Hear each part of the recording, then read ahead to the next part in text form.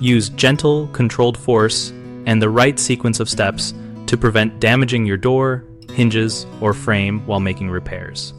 Start by assessing the problem visually and by moving the doors slowly to feel where binding or sagging occurs. Remove hardware systematically, supporting the door with a temporary prop or a helper so the weight is not borne by partially removed hinges.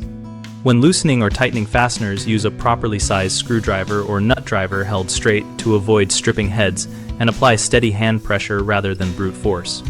If hinge pins are stiff, tap them up or down lightly with a small hammer and a punch or nail set while protecting the hinge finish with a folded cloth. Do not drive them forcefully.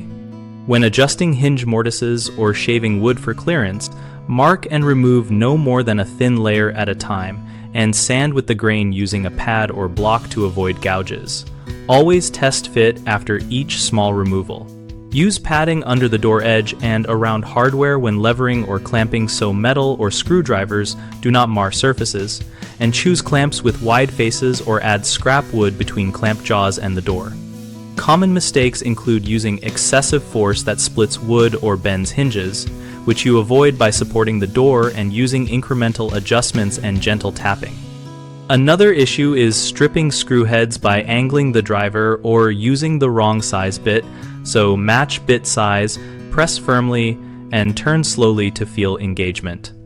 A third frequent problem is over-tightening screws into wood that causes crushing or misalignment.